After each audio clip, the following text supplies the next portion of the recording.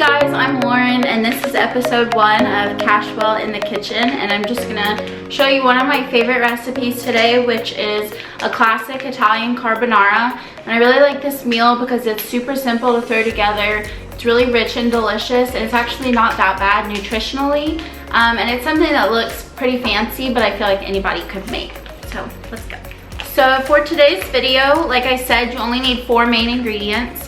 And the first one is gonna be this potato gnocchi, and this is just from Walmart. It's Sam's Choice, and I like to use this cheese. It's just Cabot Seriously Sharp aged white cheddar.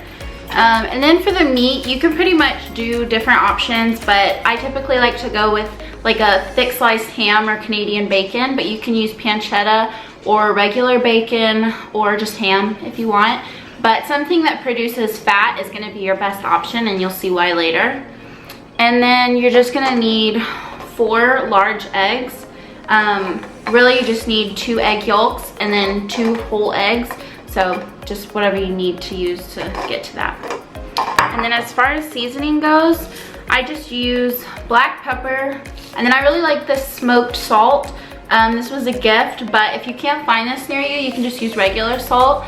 And then as an option, I like to add in crushed red pepper, but if you don't like things spicy, you don't have to do that. Okay, so the first thing I like to do before I get started cooking is I like to get my ham out. I'm gonna go ahead and dice it into small cubes. We're working with about 336 grams of meat.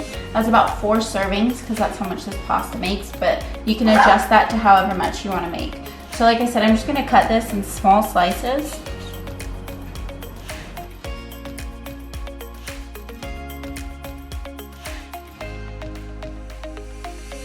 Okay, so now that we've chopped up our meat, I'm just gonna take it over here. So once you have your ham in the pan, you're just gonna cook it on high.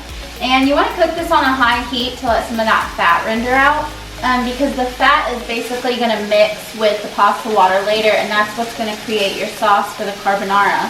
What's cool about that is that that's the classic way to make a carbonara, and a lot of recipes call for heavy cream, which is actually not the authentic way to do it. And by omitting that heavy cream, it makes a much healthier recipe. So that's how we're gonna make it today.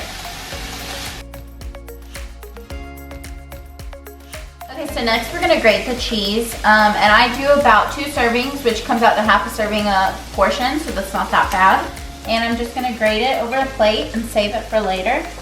So the next thing that you can do while you're waiting on your ham to cook and your water to boil, you can go ahead and separate your eggs. So you're gonna do 2 egg yolks and then 2 whole eggs.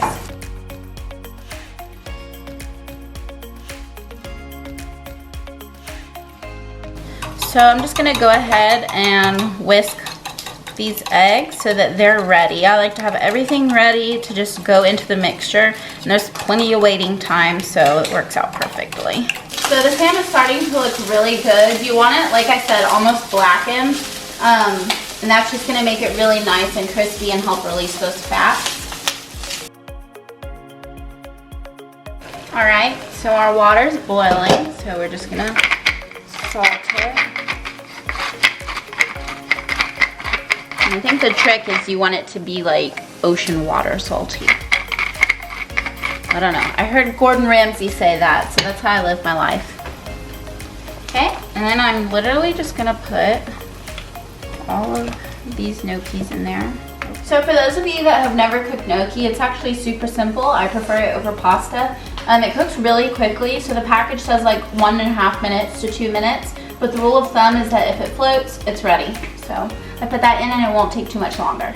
So I've gone ahead and strained the gnocchi, and I leave a little bit of water in there, and that's essential for this recipe. You can do it different ways. You can either ladle some out into like a measuring cup, or you can just leave some in the pot when you strain it. You're gonna want about 1/4 to 1/2 cup of water, just depending on how liquidy you like your sauce. So I'm just gonna pour that in.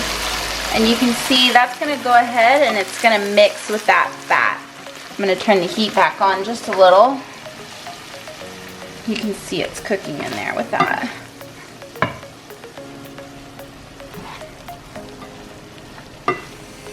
Okay, so that's enough liquid for me. Then I'm just gonna toss the rest of the pasta in there with the ham.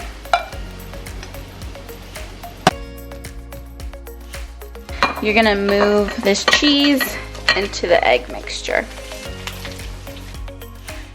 Okay, so this is the last step of your gnocchi, and this is really important, otherwise you'll end up with scrambled egg pasta. You're gonna take the pan off of heat, and then you're gonna pour this mixture right on top. So while that's off heat, you're just gonna mix that in. And of course the heat from the pasta is gonna melt the cheese.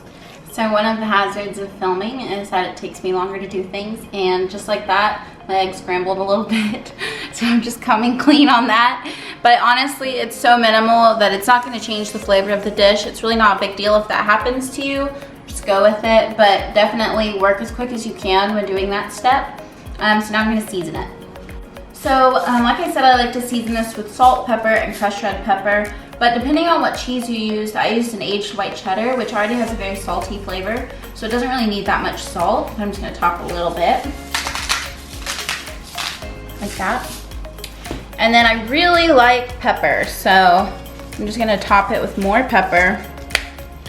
And I like spice, so I'm gonna top it with some crushed red pepper. And there you go.